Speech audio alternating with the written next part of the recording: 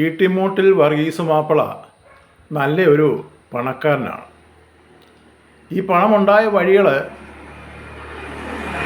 അത് നമുക്ക് പുറകാലെ പറയാം. 5 മക്കളുണ്ട്, 4 ആണും 1 പെണ്ണും. ഈട്ടിമുട്ടിലെ വർഗീസ് മാപ്പിളയ്ക്ക് അവരുടെ പൂർവികന്മാരിൽ നിന്ന് കിട്ടിയ സ്വത്തുക്കൾ വേറെയുണ്ട്. അതുകൂടാതെ വർഗീസ് മാപ്പിള സമ്പാദിച്ചതുമുണ്ട്.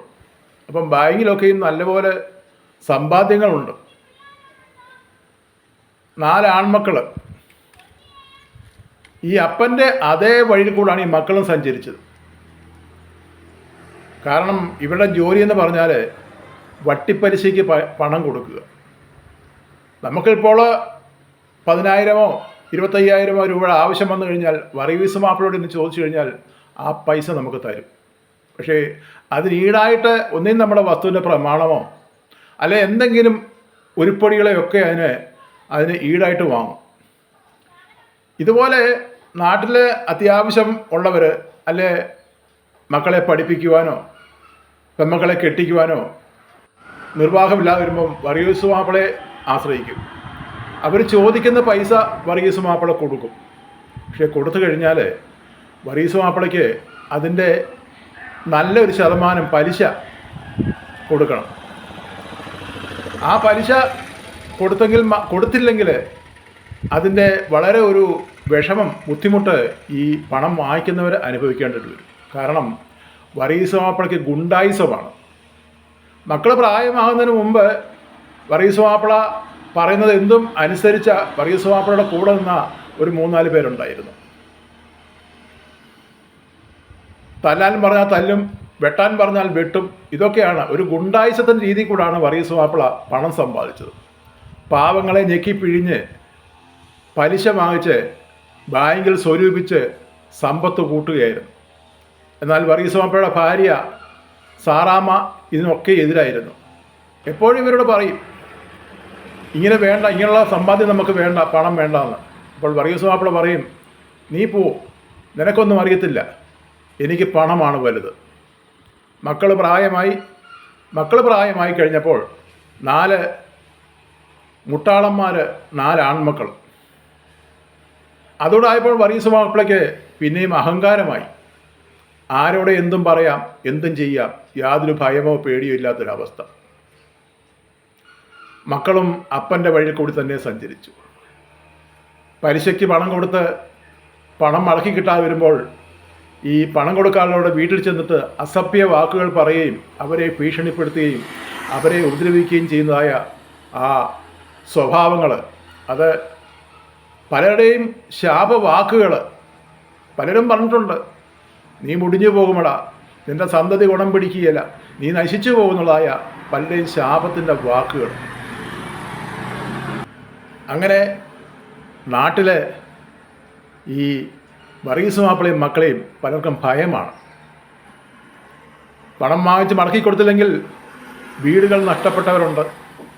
വീട്ടു സാമാനങ്ങളെല്ലാം നശിപ്പിച്ച് കളഞ്ഞ് വീടും തല്ലി തകർക്കുന്ന ആ ഒരു വല്ലാത്ത സ്വഭാവക്കാരായി മാറി. മൂത്ത മകൻ ചാണ്ടിക്കുഞ്ഞ് ഒരു ദിവസം യാത്ര പോയിട്ട് മടങ്ങി വരുമ്പോൾ വഴിയിൽ വെച്ച് ഒരു വണ്ടി ആക്സിഡൻറ്റ് മരിച്ചു. വർഗീസ് മാപ്പിളയുടെ ആ നല്ല സമയം അവിടെ അവസാനിക്കുകയാണ്. മൂത്ത മകൻ്റെ മരണം വർഗീസ് മാപ്പിളയെ വല്ലാതെ പിടിച്ച് ഉലച്ചു കളഞ്ഞു. കാലങ്ങൾ പിന്നെയും കഴിഞ്ഞു. 2ാമത്തെ മകൻ ജോസുകുട്ടി, അവൻ വിവാഹം കഴിച്ചു. അവന് വർഗീസ് മാപ്പിള നല്ലൊരു വീടുമൊക്കെ വെച്ച് കൊടുത്തു. അവൻ അവിടെ താമസമായി. പെട്ടെന്നൊരു ദിവസം അവന് നെഞ്ചിനകത്തൊരു വേദനയുണ്ടായി. ആശുപത്രി ചെല്ലുന്നതിന് മുമ്പേ 2ാമത്തെ മകനും നഷ്ടപ്പെട്ടു. ഇതിനോടകമായി മകളെ വിവാഹം കഴിപ്പിച്ചു വിട്ടു. അത് നല്ലൊരു സാമ്പത്തിക ശേഷിയുള്ള വീട്ടിലേക്കാണ്. പക്ഷേ അവർ പാവങ്ങളായിരുന്നു. അതുകൊണ്ട് മകൾക്ക് അവിടെ യാതൊരു ബുദ്ധിമുട്ടില്ലാതെ ആ മകൾ അവിടെ ജീവിച്ചു.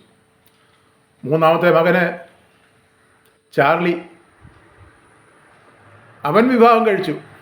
പക്ഷേ ഭാര്യയ്ക്ക് സൗന്ദര്യം പോരെന്നും പറഞ്ഞ് പണം മാത്രം സ്നേഹിച്ച് അവളെ അവൻ ഉപേക്ഷിച്ചു. അവൻ മദ്യപാനത്തിനടിമയായി അവന് ജീവിക്കുവാൻ തുടങ്ങി. 4-ാമത്തെ മകൻ ഒരു മന്ദബുദ്ധി, ഒരു മിണ്ടാപ്രാണി, ആരോടും ഊമം തിരിഞ്ഞിരിക്കുന്ന അവസ്ഥ. അപ്പോഴും വർഗീസ് മാപ്പിളയുടെ ഭാര്യ പറഞ്ഞു, കണ്ടോ, ചെയ്ത പ്രവൃത്തിയുടെ ഫലമാണ് ഇന്ന് അനുഭവിക്കുന്നത്. ഞാൻ അന്നേ പറയുമില്ലായിരുന്നോ മറ്റുള്ളവൻ്റെ പ്രാക്ക് വാങ്ങിച്ച് കെട്ടരുതേ, പ്രാക്ക് വാങ്ങിച്ച് കെട്ടരുത്. അന്ന് നിങ്ങൾ സമ്മതിച്ചോ? ഇല്ല. അന്ന് നിങ്ങളിത് അംഗീകരിച്ചില്ല. നിങ്ങളുടെ സ്വന്തം ഇഷ്ടപ്രകാരമായിരുന്നു നിങ്ങൾ മുന്നോട്ട് പോയിക്കൊണ്ടിരുന്നത്. നോക്കി, അനുഭവം നോക്കി, എന്താണ്, എങ്ങനെ കഴിഞ്ഞൊരു കുടുംബമാണ്, എത്ര സന്തോഷത്തോടെ കഴിഞ്ഞ കുടുംബമാണ്. മക്കളെ ആവശ്യമില്ലാത്ത കാര്യങ്ങളൊക്കെയും പറഞ്ഞ് പഠിപ്പിച്ച് ഇന്ന് മക്കൾ എന്ത് ചെയ്യേ? നിങ്ങളുടെ പണം എന്ത് ചെയ്യേ? പണം ഉണ്ടെങ്കിലും നിങ്ങളെ കൊണ്ടൊന്ന് അനുഭവിക്കാൻ സാധിക്കുന്നുണ്ടോ? ഇന്ന് ഈ വർഗീസ് മാപ്പിളയും ഈ സാറാമ്മയും ഈ ഇളയ മകനുമായി ആ വീട്ടിൽ കഴിയുകയാണ്. ഒന്ന് എഴുന്നേറ്റ് നടക്കാൻ വയ്യാത്ത അവസ്ഥയിലാണ് ഇന്ന് വർഗീസ് മാപ്പിള. സാറമ്മച്ചിയും പ്രായമായി. ഇളയ മകൻ ആരോടും മിണ്ടാത്ത രൂപം തിരിഞ്ഞതായ ഒരവസ്ഥയിലേക്ക്. ചെയ്ത പാപത്തിൻ്റെ ഫലം, മറ്റുള്ളവരുടെ കണ്ണീര്, മറ്റുള്ളവരുടെ ശാപവാക്കുകൾ. ഇന്ന് ആ വീടിന് പുറത്തിറങ്ങാതെ മറ്റുള്ളവരുടെ ആശ്രയത്താൽ കഴിയില്ല. പണം ധാരാളമുണ്ട്, ബാങ്കിൽ പണമുണ്ട്. പക്ഷേ അതെങ്ങനെ അതിൽ നിന്ന് ചെന്ന് ബാങ്കിൽ ചെന്ന് 10 പൈസ എടുത്ത് കാര്യങ്ങൾ നടത്തുവാൻ ഇന്ന് ഈ വർഗീസ് മാപ്പിളയെ കൊണ്ട് സാധിക്കുന്നില്ല. എങ്ങനെ കഴിഞ്ഞിരുന്ന ഒരു കുടുംബമായിരുന്നു. മറ്റുള്ളവരുടെ പ്രാക്കും മറ്റുള്ളവരുടെ ശാപവാക്കളും കേട്ട് ആ കുടുംബം ഇന്ന് തകർന്നു പോയിരിക്കുകയാണ്. പണം ഉണ്ടായിട്ടെന്ന് പറഞ്ഞിട്ട് കാര്യമെന്താ? അനുഭവിക്കുവാനുള്ള കർമ്മവുമില്ല.